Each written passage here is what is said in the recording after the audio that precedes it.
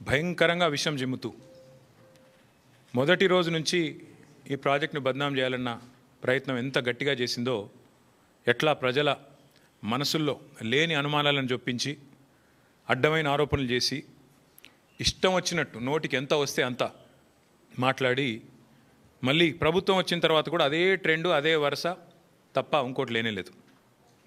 తెలంగాణకు వరప్రధాని లాంటి కాళేశ్వరం ప్రాజెక్టు మీద చివరికి కక్షగట్టి తెల్లారు లేస్తే రాహుల్ గాంధీ గారు దుమ్మెత్తిపోస్తూ ఉంటారు.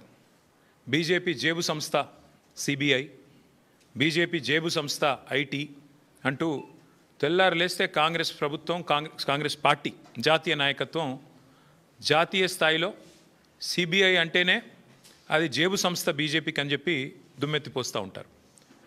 కాళేశ్వరం ప్రాజెక్టు మీద ఈ ముఖ్యమంత్రి గారికి ఎంత కక్ష అంటే, చివరికి ఏ సిబిఐనైతే రాహుల్ గాంధీ గారు అనునిత్యం తప్పుపడుతూ ద్వేషిస్తూ ఇది బీజేపీ జేబు సంస్థ అని మాట్లాడతారో, చివరికి ఆ కాళేశ్వరం ప్రాజెక్టు మీద ఇక్కడ ఏమీ లేదు, కొండను దవి ఎలక కూడా పట్టలేదు కాబట్టి 22 నెలలు మరి టైంపాస్ చేసి కోట్ల రూపాయలు తగలబెట్టి కాళేశ్వరం కమిషన్ అని పెట్టి పీసీ ఘోష్ గారి కమిషన్ వేసి కొండను దవ్వి ఎలుకను కూడా పట్టలేని పరిస్థితుల్లో మళ్ళీ కొత్తగా సిబిఐ కప్పచెప్తున్నా అని ఒక కొత్తగా నాటకానికి తెరదీసినారు. నేను ఇవాళ ముఖ్యమంత్రి గారిని అడుగుతా ఉన్నా, రాష్ట్ర వ్యాప్తంగా ఇవాళ ప్రజలకి మీరు ప్రజల సొమ్ముతో ప్రతి పత్రికలో ఇవాళ అడ్వర్టైజ్మెంట్లు, ఫుల్ పేజ్ అడ్వర్టైజ్మెంట్లు ఇచ్చినారు. ఏమని? మల్లన్న సాగర్ నుంచి నీళ్లు తీసుకొచ్చి మూసీకి అనుసంధానం చేసే ప్రాజెక్టుకు, బృహత్ ప్రాజెక్టుకు ముఖ్యమంత్రి గారు ఇవాళ శంకుస్థాపన చేస్తున్నారు అని చెప్పి మరి ఫుల్ పేజ్ ప్రకటనలు ఇచ్చినారు.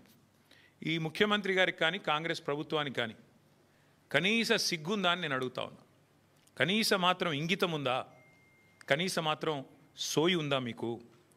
సరిగ్గా వారం కిందట, ఇదే సోమవారం నాడు, వారం రోజుల కిందట కాళేశ్వరం ప్రాజెక్టు మీద కక్షగట్టి సిబిఐ ఎంక్వైరీ అని పెట్టినారు.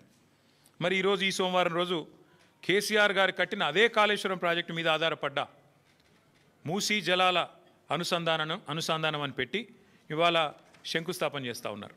ఇక్కడ విచిత్రం ఏంటంటే, కాకపోతే ఎవరైనా మనిషి జ్ఞానం ఉన్నవాడైతే తల దగ్గర శంకుస్థాపన చేస్తారు, తల దగ్గర చేస్తారు. ఎక్కడైతే నీళ్లు ఉన్నాయో, ఎక్కడి నుంచి అయితే నీళ్లు తేవాలనుకుంటున్నారో అక్కడ శంకుస్థాపన చేస్తారు. కేవలం తలా తోక లేని వాళ్ళే తోక దగ్గర చేస్తారు.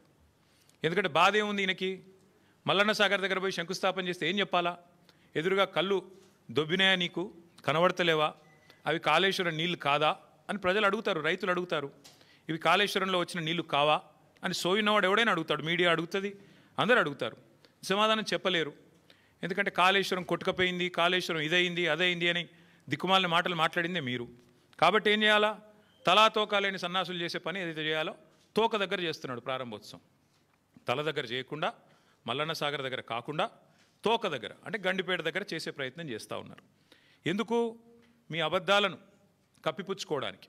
మీరు ఇన్ని రోజులు వాగిన వాగుడంతా చెత్తవాగుడు అని ప్రజలకు తెలుస్తుంది. కాబట్టి ఇవాళ మీరు ఎన్ని దిక్కుమాలిన మాటలు మాట్లాడినా చివరికి మళ్ళీ కాళేశ్వరమే మీకు దిక్కయింది. కాబట్టి ఇవాళ మొహం చెల్లక, మల్లన్న సాగర్ దగ్గర శంకుస్థాపన చేయడానికి మొహం చెల్లక ఈ ముఖ్యమంత్రి గారు, ఈ ప్రభుత్వం 1,00,000 కోట్ల అవినీతి, కూలిపోయింది, కాళేశ్వరం కూలేశ్వరం అయిపోయింది అని మాట్లాడిన మాటలు ఏవైతున్నాయో వాటి నుంచి తప్పించుకోవడానికే ఈరోజు గండిపేట దగ్గర ఒక డ్రామా చేస్తూ ఉన్నారు.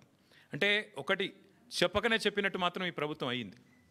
ఎన్ని రోజులు కాళేశ్వరం కూలేశ్వరం అయిపోయిందని వాగిన నోళ్ళే ఇవాళ అదే కాళేశ్వరం నీళ్లు తీసుకొచ్చి హైదరాబాద్ ప్రజలకు మేము గోదావరి నీళ్ళు అందిస్తామని చెప్తున్నారు. అంటే ముఖ్యమంత్రి కానీ ఈ ప్రభుత్వం కానీ చెప్పకనే చెప్పినట్టు అయ్యింది. కాళేశ్వరం మరి తెలంగాణకు కల్పతరువు, తెలంగాణకు కామధేనువు అని మొదటి నుంచి మేమేదైతే చెప్తున్నామో అది అక్షర సత్యం అని కాంగ్రెస్ ప్రభుత్వమే ఇలా ఒప్పుకున్నట్టు అయింది. అట్లాగే ఒక నెల రోజుల కింద అనుకుంటా మా భువనగిరి యాదాద్రి జిల్లా గంధమల్ల రిజర్వాయర్కి కూడా ముఖ్యమంత్రి గారు శంకుస్థాపన చేసి భారీ సినిమా డైలాగులు కొట్టినారు. అక్కడ కూడా నేను పూర్తి చేస్తాను అని. ఎక్కడికి వస్తున్నాయి? ఎక్కడి నుంచి వస్తున్నాయి గంధమల్లకి నీళ్లు? అదే కాళేశ్వరంలో అంతర్భాగమైన కొండపోచమ్మ సాగర్ నుంచే కదా దానికి కూడా నీళ్ళు వచ్చేది. ఇవాళ మల్లన్న సాగర్ నుంచి గండిపేటకు నీళ్లు తరలించి శంకుస్థాపనలు, ఆ రోజు కొండపోచమ్మ సాగర్ నుంచి గంధమల్లకు నీళ్లు తరలించడానికి శంకుస్థాపనలు, మరొక వైపేమో కాళేశ్వరం మీద శాపనార్థాలు. ఇంతకంటే అరాచకమైన, ఇంతకంటే సిగ్గుమాలిన ప్రభుత్వం ఈ దేశంలో ఉన్నదా అని అనక తప్పడం లేదు. ముఖ్యమంత్రి గారి వైఖరి చూస్తూ ఉంటే కాళేశ్వరం నీళ్లు వాడుకుంటూ కాళేశ్వరం ప్రాజెక్టును పూర్తి స్థాయిలో వినియోగించుకుంటూ దానివల్ల కీర్తి కోసం ప్రయత్నం చేస్తూనే మరొక వైపు కాళేశ్వరాన్ని బద్నాం చేసే ప్రయత్నం చూస్తుంటే తల్లిపాలు దాగి రొమ్ము గుద్దడం అనే సామెత కూడా గుర్తొస్తూ ఉన్నది. నిజంగా చెప్పాలి అంటే ఇవాళ మీరు శంకుస్థాపన చేయాల్సి వస్తే మల్లన్న సాగర్ దగ్గర చేయాలి, లేదా కొండపోచమ్మ సాగర్ దగ్గర చేయాలి. కానీ గండిపేట దగ్గర చేస్తూ ఉన్నారు. గుండెకాయను వదిలిపెట్టి గండిపేట దగ్గర మీరు చేస్తున్నారంటేనే మీరు ఎంత ఇబ్బంది పడుతున్నారో ఈ విషయంలో ప్రజలకు కూడా అర్థమవుతుందని చెప్పి నేను అనుకుంటా ఉన్నా. కొందరిని కొంతకాలం మోసం చేయొచ్చు, కానీ అందరినీ ఎల్లకాలం మోసం చేయలేం. ఇప్పటికైనా రేవంత్ రెడ్డి గారు, కాంగ్రెస్ పార్టీ ఈ విషయం గమనిస్తే మంచిది. అట్లాగే ఇంకొక మాట కూడా నేను చెప్తా ఉన్నా. ఇవాళ ముఖ్యమంత్రి గారు సమాధానం చెప్పాలి కొన్ని విషయాలు. ఇవాళ మీరు తెస్తున్నది కాళేశ్వరం నీళ్ళ కాదా? ఇవాళ మీరు తీసుకొస్తున్నది ఇక్కడ గండిపేటకి కాళేశ్వరం జలాలా కాదా? స్పష్టంగా చెప్పాలి. ప్రతిపక్షంలో ఉన్నప్పటి నుంచి ఈరోజు దాకా కాళేశ్వరాన్ని విఫల ప్రాజెక్టుగా చిత్రీకరించే ప్రయత్నం చేసినందుకు, చేసి కూడా ఫెయిల్ అయినందుకు, దాని మీద కమిషన్లు వేసి కూడా అట్టర్ ఫ్లాప్ అయినందుకు, మళ్ళీ ఇవాళ సిబిఐ ఎంక్వైరీ పేరిట మోసం చేయబోతున్నందుకు ముందుగా ముఖ్యమంత్రి గారు ఈ రాష్ట్ర ప్రజలకు క్షమాపణ చెప్పాలని చెప్పి మేము డిమాండ్ చేస్తూ ఉన్నాం. ఎందుకంటే ఎంత అరాచకమైన, ఎంత నికృష్టమైన బుద్ధి ఉన్నవాడైనా సరే ఇంత దిగజారుడు పని చేయరు. సొంత రాష్ట్రాన్ని తులనాడే పని, ప్రజల సొమ్ముతో కట్టిన ప్రాజెక్టును విఫల ప్రాజెక్టుగా చిత్రీకరించే పని చేయరు. కానీ ముఖ్యమంత్రి గారు ఆ ప్రయత్నం చేస్తూ ఉన్నారు.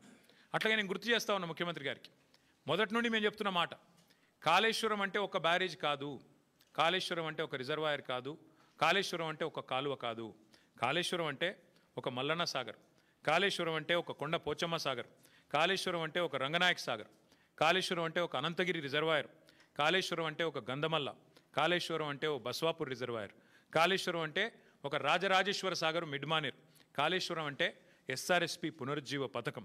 మొత్తంగా కాళేశ్వరం అంటే 3 బ్యారేజీలు, 15 రిజర్వాయర్లు, 19 సబ్స్టేషన్లు, 21 పంపింగ్ స్టేషన్లు, 203 కిలోమీటర్ల సొరంగ మార్గాలు, అట్లాగే 1531 కిలోమీటర్ల గ్రావిటీ కాలువలు, 98 కిలోమీటర్ల ప్రెషర్ మెయిన్స్. కాళేశ్వరం అంటే 141 టీఎంసీల స్టోరేజ్ కెపాసిటీ, 530 మీటర్లకి నీళ్ల ఎత్తిపోతల పథకం, multi stage lift irrigation project, ప్రపంచంలోనే అతిపెద్ద లిఫ్ట్ ఇరిగేషన్ ప్రాజెక్ట్ కాళేశ్వరం. ఇది వాస్తవం. కాళేశ్వరం ద్వారా ఇప్పటిదాకా 1 కాదు 2 కాదు, ఏకంగా 240 టీఎంసీల నీటి వినియోగం జరిగింది. ఇది అక్షర సత్యం. దానివల్ల 20 లక్షల ఎకరాలకి, మనం ఏం చెప్పడం కాదు, శాసనసభలో అక్బరుద్దీన్ ఓవైసీ గారు అడిగినారు, మీరేమో కాళేశ్వరం ద్వారా 1 ఎకరానికి నీళ్ళు రాలేదని చెప్తున్నారు, మరి మీరు ఇచ్చిన పుస్తకంలోనే 20 లక్షల ఎకరాలకు నీళ్ళు ఇచ్చినట్టుగా ఉన్నది, ఏది నమ్మాలా? మీ ప్రభుత్వానికి కనీసం కుడి చేయికి ఎడం చేయికి సయోధ్య ఉన్నదా అని స్వయంగా ఇవాళ మీ మిత్రపక్షంగా వ్యవహారం చేస్తున్న అక్బరుద్దీన్ ఓవైసీ గారు కూడా అడిగే పరిస్థితి వచ్చింది అంటే మీరు అర్థం చేసుకోండి.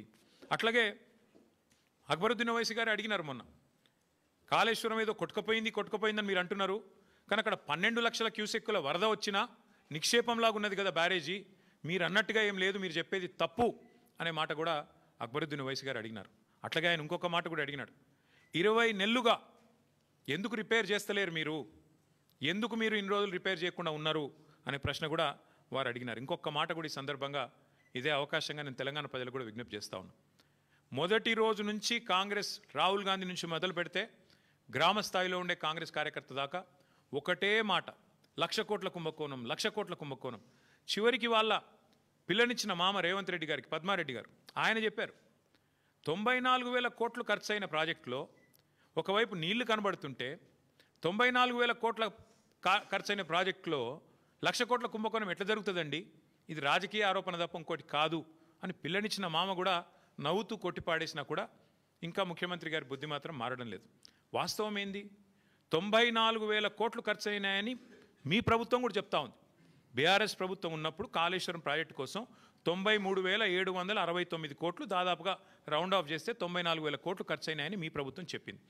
అందులో మేడిగడ్డ బ్యారేజ్ ఖర్చు ఎంత, 4,000 కోట్లు. 4,000 కోట్లలో మన హరీష్ రావు గారు వివరంగా చెప్పినారు, ఏది శాసనసభలో 4,000 కోట్లలో భూసేకరణకు ఎంత అయింది, రిటైనింగ్ వాల్స్ కన్స్ట్రక్షన్కి ఎంత అయింది, ఓన్లీ ఆ బ్యారేజ్ ఏదైతే సిమెంట్ స్ట్రక్చర్ ఉందో దానికి ఎంత అయింది లెక్క తీస్తే మరి 85 పిల్లర్లు ఉండే ఆ బ్యారేజ్ ఖర్చు అయింది 1,500 2,000 కోట్లు. అందులో ఎన్డీఎస్ఏ రిపోర్ట్లు కూడా ఏం చెప్పినారు, కేవలం 7th బ్లాక్ ఒక్కటి పునర్నిర్మాణం చేస్తే చాలు అని చెప్పారు. మరి 7 బ్లాకుల్లో 1 బ్లాక్ దెబ్బతింటే మొత్తం 7 బ్లాక్లకు 1500 2000 కోట్లు ఖర్చు అయింది అనుకుంటే ఒక బ్లాక్ కోసం ఎంత అవుతుంది? 250 300 కోట్లు ఖర్చు అవుతుంది. ఆ 250 300 కోట్లు కూడా ఒక్క రూపాయి కూడా ప్రభుత్వం పెట్టే అవసరం లేదు, ఒక్క రూపాయి కూడా ప్రజల సొమ్ము వృధా చేసే అవసరం లేదు. ఆ ఏజెన్సీయే నేను కడతానంటూ ముందుకు వచ్చింది. మరి ఇవాళ నేను ముఖ్యమంత్రిని రాష్ట్ర ప్రభుత్వాన్ని అడుగుతున్నా, ఎక్కడైంది వృధా ప్రజల సొమ్ము? ఆ ఏజెన్సీ మళ్ళీ తిరిగి పునర్నిర్మాణం చేస్తానంటుంటే 2 ఏళ్లుగా దాన్ని పండబెట్టింది మీరు, పడావ పెట్టింది మీరు, కిందికి నీళ్ళని తీసుకుపోయి బనకచర్ల కట్టుకోవడానికి ఫెసిలిటేట్ చేస్తున్నది మీరు. ఒక్క రూపాయి ప్రజా సొమ్ము కూడా దుర్వినియోగం కాలేదు అని మొదటి నుంచి మేము చెప్తున్న మాట ఇవాళ మళ్ళొక్కసారి రుజువు అవుతా ఉంది. 94,000 కోట్లలో మిగతా అంతా బాగానే ఉంది. అన్ని రిజర్వాయర్లు బాగున్నాయి, పంప్ హౌజులు బాగున్నాయి, సబ్ స్టేషన్లు బాగున్నాయి, కాలువలు బాగున్నాయి, సొరంగాలు బాగున్నాయి, అన్నీ బాగానే ఉన్నాయి, అన్నీ నడుస్తున్నాయి. వాళ్ళ నీళ్లు పరవలు దుంకుతున్నాయి. మా వాళ్ళు నిన్నగాక మొన్న అక్కడ పోయి జలాభిషేకాలు కూడా చేసినారు. ఇవన్నీ ఇట్లా ఉంటే 94,000 కోట్లలో 250 కోట్లు మళ్ళీ నష్టం జరిగితే దాన్ని ఆ ఏజెన్సీయే పెట్టుకుంటానని ముందుకొస్తే ఇవాళ 1,00,000 కోట్ల కుంభకోణం అని అబద్ధాలు ప్రచారం చేసినందుకు ముఖ్యమంత్రి రేవంత్ రెడ్డి గారు, కాంగ్రెస్ పార్టీ ముక్కు నేలకు రాసి ఈ రాష్ట్ర ప్రజలకు క్షమాపణ చెప్పాలి. ఒకవైపు గోదావరి నీళ్లను వాడుకుంటూ, ఒకవైపు గోదావరి నీళ్లను కాళేశ్వరం ద్వారా వచ్చిన నీళ్లను ఇవాళ హైదరాబాద్లో మూసీకి అనుసంధానం చేస్తున్నామని చెబుతూ మరొక వైపు ఈ రకంగా చిల్లర ప్రచారం చేస్తున్నందుకు, ఆ కాళేశ్వరాన్ని కేసీఆర్ గారిని బదనాం చేస్తున్నందుకు ముక్కు నేలకు రాసి క్షమాపణ చెప్పాలి అని మేము డిమాండ్ చేస్తూ ఉన్నాం. దీని వెనకాల ఇంకొక ముఖ్యమైన కుంభకోణం కూడా ఉంది. ఇదేదో కొత్త ప్రాజెక్ట్ కాదు. This paper is from 18th May 2023, 18 మే 2023. ఇందులో ఏం రాసిందండి? భాగ్యనగరంలో గలగల గోదావరి. ఇది దేని మీద బేస్ చేసుకొని రాసినారు? 17 మే 2023 నాడు కేబినెట్ సమావేశం జరిగింది పెద్దలు కేసీఆర్ గారి నాయకత్వంలో, ఆయన ముఖ్యమంత్రిగా. 17 మే 2023 అందులో ఏ నిర్ణయం తీసుకున్నారు? భాగ్యనగరానికి ఆ రోజు మూసీ ప్రాజెక్టు చైర్మన్గా పెద్దలు సుధీర్ రెడ్డి గారు, ఎల్బీ నగర్ ఎమ్మెల్యే గారు ఉన్నారు. ఆ రోజు ఏ నిర్ణయం తీసుకున్నామంటే కేవలం 1100 కోట్ల ఖర్చుతో, కేవలం 1100 కోట్ల ఖర్చుతో కాళేశ్వరం ప్రాజెక్టులో ఉన్న కొండపోచమ్మ సాగర్. ఇక్కడ ఒక విషయం మిత్రులందరికీ మీకు అర్థం కావాలి. కేసీఆర్ గారు కాళేశ్వరాన్ని ఎట్లా డిజైన్ చేశారంటే హైదరాబాద్ నెత్తిన, ఎందుకంటే హైదరాబాద్ మహానగరం భారతదేశంలో అల్టిమేట్గా 2వ అతిపెద్ద నగరంగా మారబోతుంది, తప్పకుండా మారుతుంది. ఈరోజు జనాభా 1,20 లక్షలు కావచ్చు, భవిష్యత్తులో 3 కోట్లకు పెరుగుతుంది. అందుకే కేసీఆర్ గారు కాళేశ్వరం డిజైన్ చేసినప్పుడే రోజుకు 3 TMCల నీళ్ళు ఎత్తిపోస్తే భవిష్యత్తులో మనకు 1 TMC నీళ్లు హైదరాబాద్కే అవసరం పడుతుంది. 3 కోట్ల జనాభా పెరిగిన తర్వాత మళ్ళీ కొత్తగా నీళ్ల కోసం ఇవాళ చెన్నైలోనో లాటూరులోనో ఎట్లయితే రైళ్లలో ట్యాంకర్లు పెట్టి తెచ్చుకుంటున్నారో ఆ అవస్థ మన భవిష్యత్ తరాలకు ఉండొద్దన్న ఉద్దేశంతో చాలా ముందు చూపుతో 3 TMCల నీళ్లను మేడిగడ్డ నుంచి ఎత్తిపోసి ఇక్కడికి తీసుకొచ్చి మెడ్మానేర్ నుంచి ఆడికెళ్ళి పైకి తీసుకురావాలని ఒక ఆలోచన చేసినారు. అందులో భాగంగానే ఆనాటి మా ప్రభుత్వం తీసుకున్న నిర్ణయం ఏంటి అంటే కొండపోచమ్మ సాగర్ 618 మీటర్ల పైన ఉంటుంది సముద్ర మట్టానికి. మల్లన్న సాగర్ 560 మీటర్లు, 557 మీటర్ల మీద ఉంటుంది. మన గండిపేట 540 మీటర్ల మీద ఉంటుంది. అంటే కొండపోచమ్మ నుంచి నీళ్ళు తీసుకుంటే 618 మీటర్లకు వెళ్ళి 540 మీటర్లకు తీసుకుంటే గ్రావిటీ ద్వారానే నీళ్ళు తెచ్చుకోవచ్చు పూర్తి స్థాయిలో. అంటే 618 మీటర్లకి నీళ్లు వస్తే కిందికి పోతాయి కదా, పడవ దిక్కు నీళ్ళు పల్లం దిక్కు పోతాయి కదా, అట్లా మనం తెచ్చుకోవచ్చు అనేది ఆ రోజు మా ప్రణాళిక. దానిలో భాగంగా ఏం చేసినాము, అదే సమావేశంలో 111 జీవో ఎత్తివేస్తూ ఆ రోజు తీసుకున్న నిర్ణయం ఏంటి అంటే నేను చదివి వినిపిస్తాను మీకు. కాళేశ్వరం ప్రాజెక్టులో భాగంగా 15 TMCల సామర్థ్యంతో నిర్మించిన కొండపోచమ్మ సాగర్ నుంచి సాగునీటి కోసం సంగారెడ్డి కాలువ నిర్మిస్తున్నారు. ఈ గ్రావిటీ కాలువ 27వ కిలోమీటర్ దగ్గర హిమాయత్ సాగర్, ఉస్మాన్ సాగర్కు కాళేశ్వర జలాల్ని మళ్లించి ఏర్పాటు చేశారు. సంగారెడ్డి కాల్వ గరిష్ట వరద ప్రవాహ సామర్థ్యం 5,054 క్యూసెక్కులు కాగా ఇందులో సాగునీటికి 4,354 క్యూసెక్కులు కేటాయించారు. మిగతా 700 క్యూసెక్కులను జంట జలాశయాలకు తరలించి మూసీ ప్రక్షాళనకు కేటాయించారు. సంగారెడ్డి కాల్వ 27వ కిలోమీటర్ నుంచి మళ్లించే కాళేశ్వర జలాలని సమీపంలో ఉన్న రావల్కోల్ చెరువుకు తరలిస్తారు. అక్కడి నుంచి కాల్వ ద్వారా లేదా పైప్ లైన్ ద్వారా ముత్తంగి ప్రాంతం మీదుగా గండిపేట జలాశయానికి తరలిస్తారు.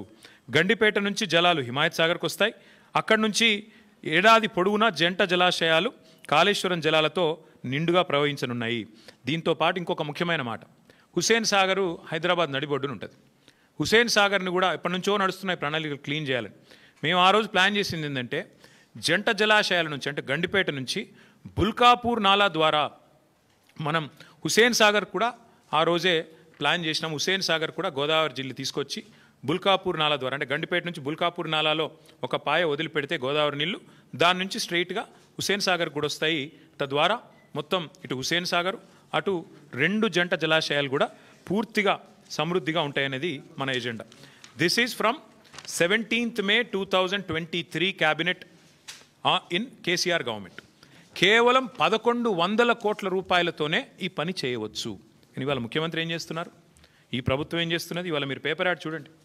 కొండపోచమ్మ దగ్గర మేం సోర్స్ పెడితే దాన్ని కట్ చేసినారు, తీసేసినారు. కారణం లోగుట్టు పెరుమాళ్ళకెరక అని వారికే తెలియాలి, మాకు తెలియదు.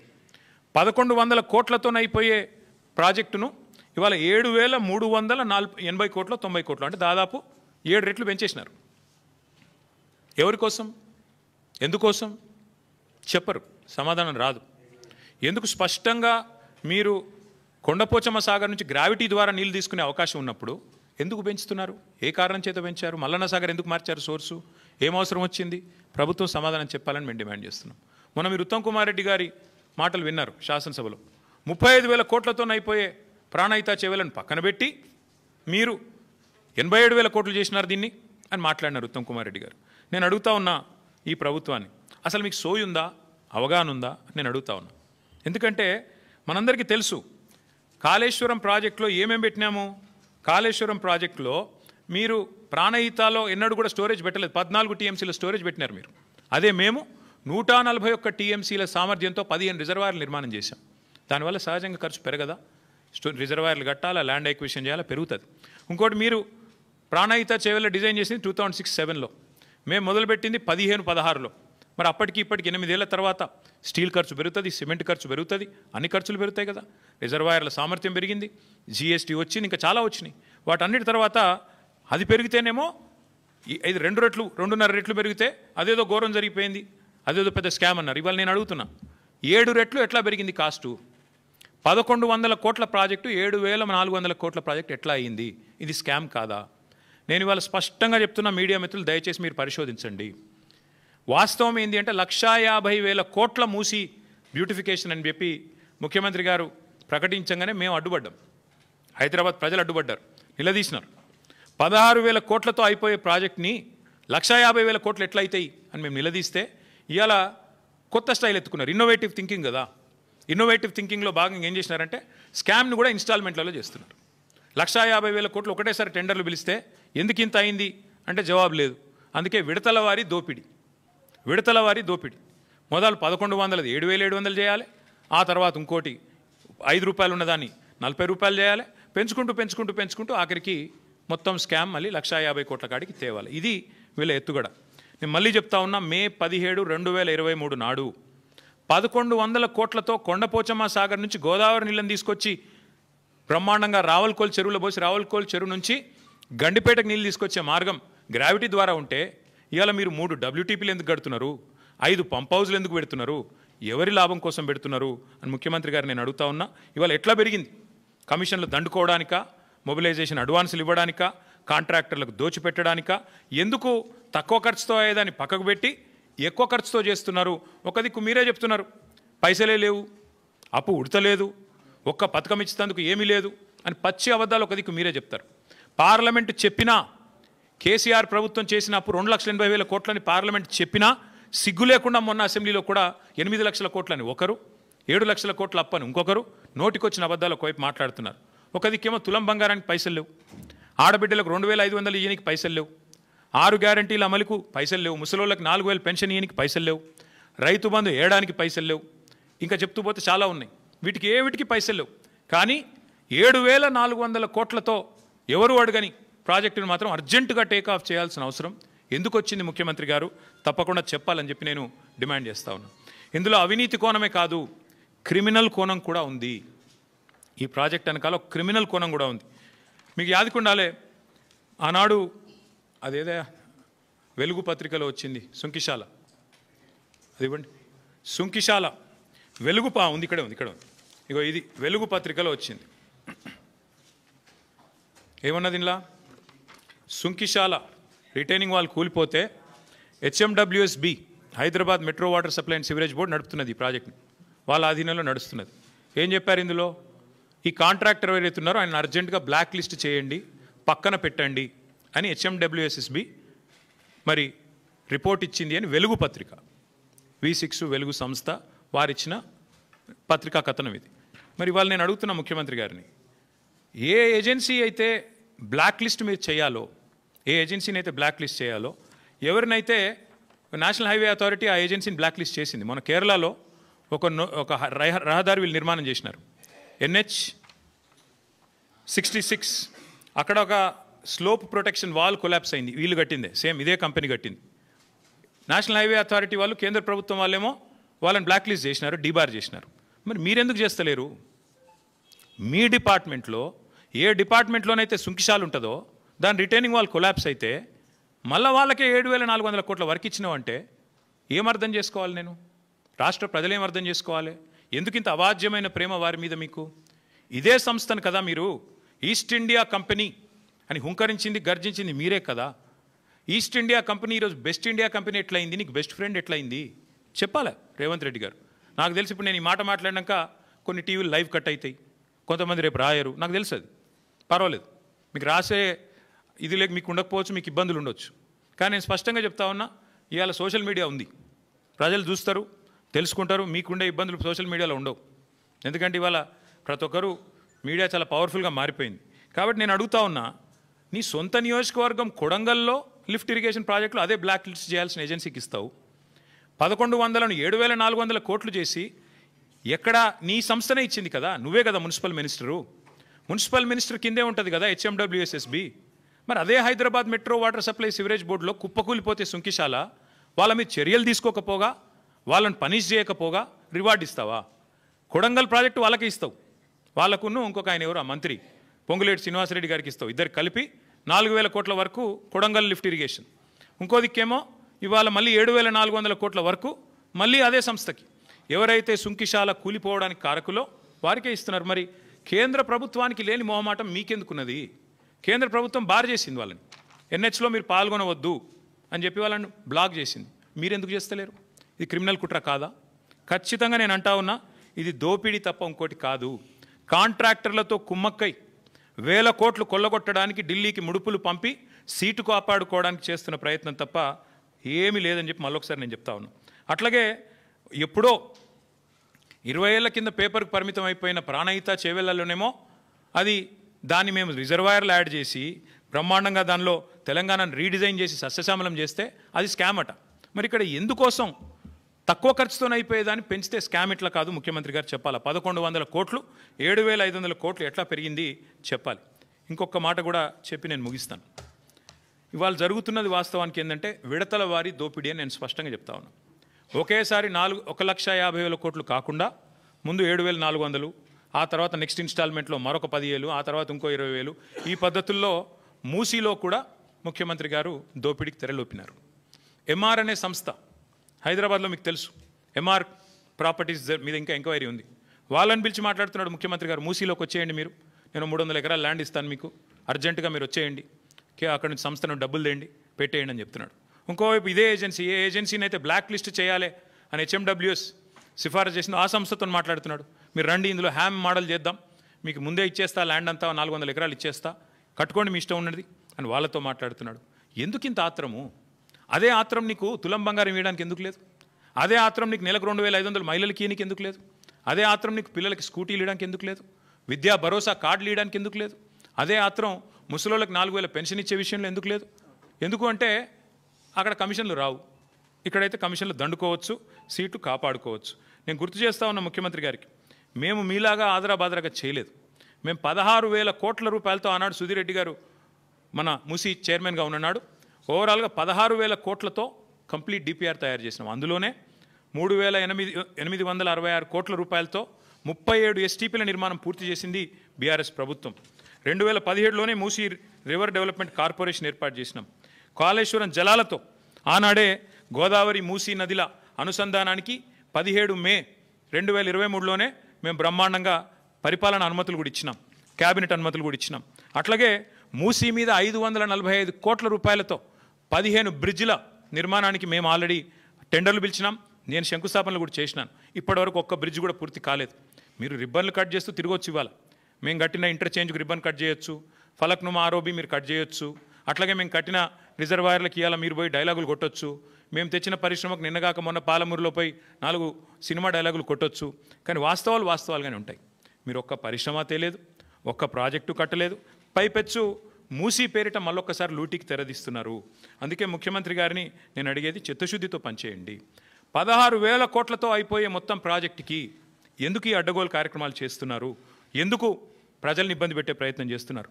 ఆ రోజు సుధీర్ రెడ్డి గారు చైర్మన్గా ఉన్నప్పుడు ఎస్టీపీలు 100% పూర్తి చేశాం 3,866 కోట్లతో. అట్లాగే ఉప్పల్ బగాయత్ దగ్గర ఒక 5 కిలోమీటర్లు మోడల్గా అక్కడ ఆల్రెడీ బ్యూటిఫికేషన్ కూడా పూర్తి చేసినాం.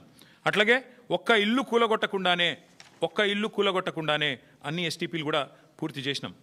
మూసీలో మూటల వేట కోసం మేము ప్రయత్నం చేయలేదు. ఇంజనీర్లను పంపించాం, బ్రిడ్జ్లు ఎట్లా ఉండాలని చెప్పి ప్యారిస్కి, లండన్కి, గ్రీస్కి పంపించాం. యూరోప్లో మంచి బ్రిడ్జెస్ ఉన్నాయంటే చూడ్డానికి పంపించినాం. చీకటి ఒప్పందాలు కుదుర్చుకోలేదు, చిల్లర పనులు చేయలేదు. ఇప్పుడు మళ్ళీ చెప్తా ఉన్నా, పూర్తి స్థాయిలో చెప్తా ఉన్నా, ఔటర్ రింగ్ రోడ్డు చుట్టూ మళ్ళీ హైదరాబాద్ ప్రజలకు నేను విజ్ఞప్తి చేస్తా ఉన్నా, ఔటర్ రింగ్ రోడ్డు చుట్టూ రింగ్ మెయిన్ మేము ఆల్రెడీ నిర్మాణం ఒక 50 కిలోమీటర్ల దాకా చేసినాం. మిగతాది కూడా పూర్తి చేసేది కేసీఆర్ ప్రభుత్వమే. మళ్ళీ వస్తాం, కేసీఆర్ ప్రభుత్వమే మిగతాది కూడా పూర్తి చేస్తుంది. తద్వారా రింగ్ మెయిన్ పూర్తి చేయడం ద్వారా ఏమవుతుంది, గోదావరి నీళ్ళు కానీ కృష్ణా నీళ్ళు కానీ భవిష్యత్తులో ఏనాటికి హైదరాబాద్కి ఇంకొక 500 సంవత్సరాలైనా కరువు లేకుండా చేసే బాధ్యత మాది. రోజుకు కాదు నల్లా నీళ్ళు, 24 గంటలు నల్లా నీళ్ళు ఇచ్చే బాధ్యత మాది. 1000% ఇది మా వాగ్దానం. మీకు వచ్చే ఎన్నికల్లో మా వాగ్దానం హైదరాబాద్ ప్రజలకి. ఈ ముఖ్యమంత్రి వల్ల కాదు అది. ఎందుకంటే ఆయన గోల్ అంతా ఎంతసేపు డబ్బులు ఎట్లా సంపాదించాలని. ముఖ్యమంత్రి గారు మొన్న బయటపడింది ఆయన మనసులోని మాట. ఒక టీవీ చర్చలో చెప్తున్నాడు, కేసీఆర్ తప్పుడు నిర్ణయం తీసుకున్నారు, 20,000 లీటర్ల వరకు ఫ్రీ వాటర్ ఏదైతే ఇస్తున్నాం హైదరాబాద్లో అది చాలా తప్పు నిర్ణయం అన్నాడు ముఖ్యమంత్రి గారు. నేను మీకు ఇవాళ చెప్తా ఉన్నా, జిహెచ్ఎంసీ ఎన్నికల తర్వాత కాంగ్రెస్ ప్రభుత్వం ఫ్రీ వాటర్ స్కీమ్ కూడా రద్దు చేస్తుంది, రాసి పెట్టుకోండి. ముఖ్యమంత్రి గారి మనసులో మాట బయటపడ్డది. ఇవాళ మేము సిన్సియర్గా ఏదైతే ప్రయత్నం చేశామో దాన్ని కొనసాగిస్తాం. మీరు ఏదైతే ఇవాళ లూటీకి పాల్పడుతున్నారో దాన్ని కూడా అడ్డుకుంటాం. ఎందుకంటే తప్పకుండా మేము బీజేపీని కూడా అడుగుతున్నాం. మేము అడిగినాము భారతీయ జనతా పార్టీ వాళ్ళని, ఇన్ని స్కాములు జరుగుతుంటే మీరు ఎందుకు మాట్లాడతలేరు అని అడిగినాం. మీరే చెప్తారు ఆర్ఆర్ ట్యాక్స్ అని, మీరే చెప్తారు ఇంట్లో దోపిడీ అందులో దోపిడీ అని, మరి ఎందుకు విచారణకు ఆదేశిస్తలేరని అడిగినాం. ఇక కారణాలు వాళ్ళే చెప్పాలి. ఒకటి మాత్రం పక్కా, ఇదివరకు ఎట్లయితే హైదరాబాద్ దాహార్తి తీర్చినామో మరి గోదావరి నీళ్ళని తీసుకొచ్చి భవిష్యత్తులో కూడా మళ్ళీ హైదరాబాద్కి న్యాయం చేసేది, రింగ్ మెయిన్ ప్రాజెక్టు పూర్తి చేసేది, అల్టిమేట్గా మూసీ ప్రాజెక్టు కూడా పూర్తి చేసేది కేసీఆర్ ప్రభుత్వమే. కానీ ఈరోజు జరుగుతున్న దోపిడీ విషయంలో, ఈరోజు జరుగుతున్న ఈ క్రిమినల్ కుంభకోణం విషయంలో రాష్ట్ర ప్రజలు కూడా ఆలోచించాలి. కాళేశ్వరాన్ని బద్నాం చేయాలి, అంచనాలు పెంచాలి, బ్లాక్ లిస్ట్ చేయాల్సిన ఏజెన్సీకి కాంట్రాక్ట్లు అప్పచెప్పాలి. ఎవరి కోసం ఇదంతా? రాష్ట్ర ప్రజలు కూడా ఆలోచించాలని చెప్పి కోరుతూ, తప్పకుండా అవసరమైతే మా పార్టీ తరఫున న్యాయ పోరాటానికి కూడా వెనుకాడం.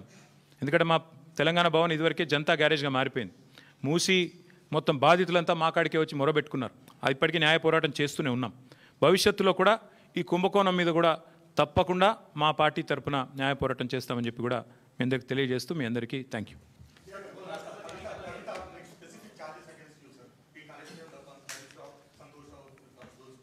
See Rahul, I'll tell you one thing. Whatever had to be discussed has been discussed in the party. Action has been taken. Once action has been taken, there is nothing further that I can add or comment. Because whatever had to be discussed internally on party forums, we have done that. And we have acted. And therefore, after the action has been taken, there is nothing further for me to comment or elaborate on. Thank you.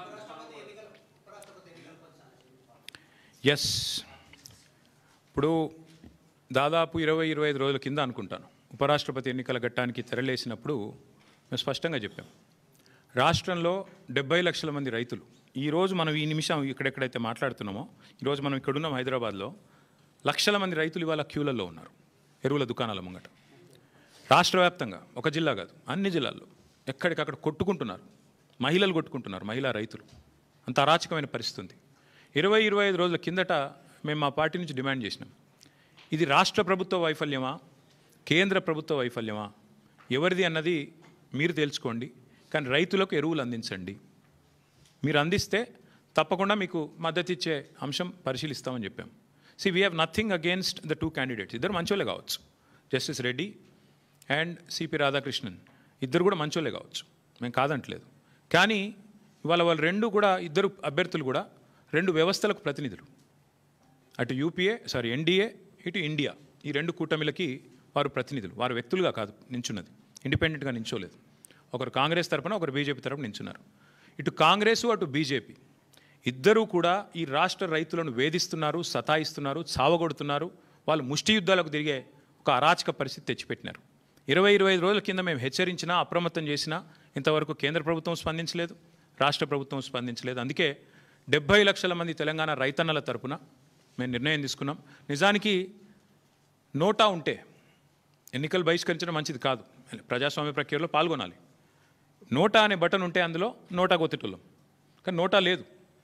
అటో ఇటో ఏదో రెండిట్లో ఏదో ఒకటి చేయాల్సిన పరిస్థితి ఉంది. అందుకే ఈ ఎన్నికలు మేము we are abstaining, we are not going to participate as a party. నిన్నగాక మొన్న 2 రోజుల కిందట మా రాజ్యసభ ఫ్లోర్ లీడర్ సురేష్ రెడ్డి గారిని, అదేవిధంగా అందుబాటులో ఉన్న రాజ్యసభ సభ్యుల్ని పెద్దలు కేసీఆర్ గారు లంచ్కి పిలిచారు. మీటింగ్ కూడా అయింది, చర్చ కూడా జరిగింది ఏం చేద్దామని. చర్చించిన తర్వాతనే, అందుబాటులో ఉన్న ముఖ్యులతో కూడా చర్చించిన తర్వాతనే నిర్ణయం తీసుకున్నారు. ఈ ఎలక్షన్లో మేము ఎవరికి కూడా సబార్డినేట్ కాదు, ఎన్డీఏ సబార్డినేట్ కాదు, మేము ఇండియా సబార్డినేట్ కాదు, మేము తెలంగాణ ప్రజలకు సబార్డినేట్ అంతే. కాబట్టి తెలంగాణ ప్రజల పక్షాన వారి బాధను వ్యక్తం చేయడానికి ఇది ఒక వేదికగా వాడుకుంటున్నాం. తెలంగాణ రైతుల పక్షాన ఈ ఎన్నికల్లో మేము పాల్గొనబోట్లేదు, వీఆర్ గోయింగ్ టు అబ్స్టైన్.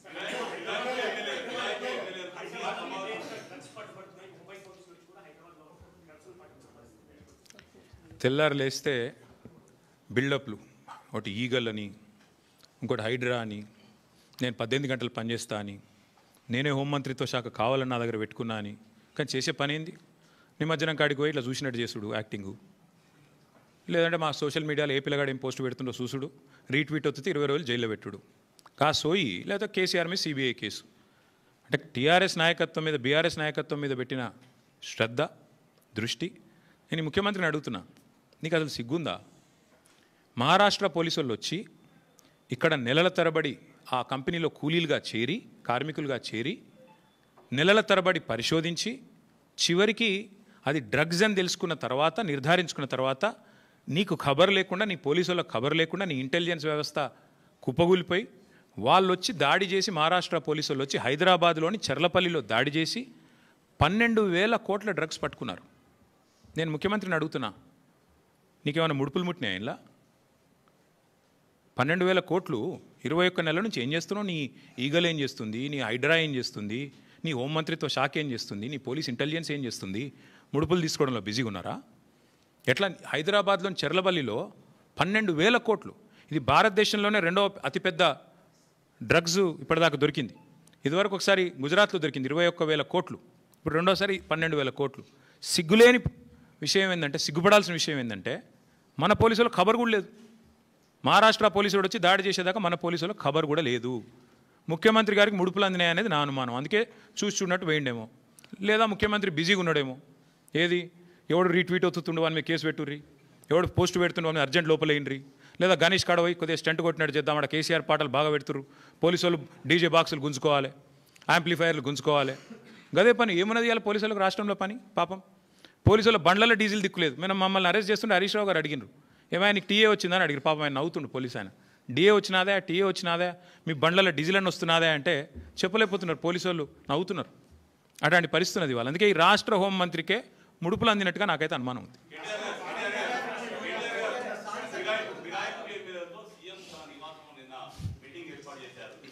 మీరు ఇన్ని బాంబులు ఒకేసారి ఆడితే ఎట్లా? అయితే బ్రదర్ సింపుల్, ఇందులో ఏం చర్చ చేయాల్సిన అంశం కూడా ఏం లేదు. వాస్తవం ఏంటంటే already the PCC president has turned approver. PCC president తన నేర ఆరోపణను, అభియోగాన్ని ఒప్పుకున్నాడు ఆల్రెడీ బహిరంగంగా. ఓ టీవీ చర్చలో పీసీసీ ప్రెసిడెంట్ గారిని అడిగినారు, ఏమండి ఎమ్మెల్యేలు చేరినారు కంటే, అవును చేరినారు మా కాంగ్రెస్ పార్టీలో అని చెప్పిండు. ఇక నేరాంగీకారం జరిగిన తర్వాత విచారణ ఎందుకు? ఇంకా చేసేదేముంది? PCC president has turned approver. One of the MLAs also has turned approver. Kadiyam Srihari చెప్పిండు ఓపెన్గా, నేను కాంగ్రెస్ పార్టీలో చేరినా. మొన్ననే చెప్పిండు, తెచ్చుకోండి, బైట్స్ ఉన్నాయి కదా. స్పష్టంగా అప్రూవర్గా మారిపోయిన తర్వాత పీసీసీ అధ్యక్షుడు, కాంగ్రెస్ పార్టీ అధ్యక్షుడు, ఇంకా విచారణ ఏముంది? ఇంకోటి ఏముంది చేయనికే? అలా మళ్ళీ ముఖ్యమంత్రి గారు సమావేశం పెట్టుడు ఏముంది? అసలు నాకు అర్థం కాదు. ఏం సందేశం ఇస్తున్నారు? తెల్లారులేస్తే కాన్స్టిట్యూషన్ బుక్ పట్టుకొని తిరుగుతారు. ఇక్కడ మీ పీసీసీ ప్రెసిడెంట్ అప్రూవర్ అయిపోయిండు, మీ ఫిరాయించిన ఎమ్మెల్యేలు అప్రూవర్లు అయిపోయినరు. కొత్తగా ఏముంది? పరిశోధించి విచారించి సాధించేది ఏం లేదు కదా. ఐ థింక్ ఇక విల్ స్టాప్ హియర్. ఇక మిగతా విషయాలు 100 ఉన్నాయి, మళ్ళీ మాట్లాడుకుందాం. కాకపోతే ఈ మూసీ కుంభకోణం దయచేసి అది చూడండి కొద్దిగా. మీరు రేపు రాస్తారో రాయరో మరి ఎవరేందో కూడా ప్రజలు చూస్తారు. ఎవరు రాస్తారో ఎవరు రాయరో కూడా ప్రజలు చూస్తారు. ఎవరికి ఏం ఒత్తిళ్ళు ఉన్నాయో, ఏ సంస్థలకు అడ్వర్టైజ్మెంట్ల వల్ల మీరు పడుతున్న ఇబ్బందులు ఏంది, ఎవరికి తొత్తులుగా ఉన్నారు, ఇవన్నీ కూడా తెలుస్తాయి ప్రజలకు. రాష్ట్రాల సంగతి రాయనుల సంగతి కూడా ప్రజలు ఆలోచించాలని నేను కోరుతా ఉన్నాను. ఎందుకంటే ఇంత వివరంగా చెప్పినాక ఇన్వెస్టిగేటివ్ జర్నలిస్టులు మా సోదరులు రాస్తారా రాయరా, మీ యాజమాన్యాలు ఒప్పుకుంటాయా ఒప్పుకోకపోవా, మీరు రాసిన ఇవన్నీ కూడా ప్రజలు గమనిస్తారు. ఎవరు ఎటువైపు ఉన్నారో కూడా ప్రజలు చూస్తారు. Thank you. మేము బరాబర్ చూస్తాం, ప్రజలు ఇంకా ఎక్కువ చూస్తారు.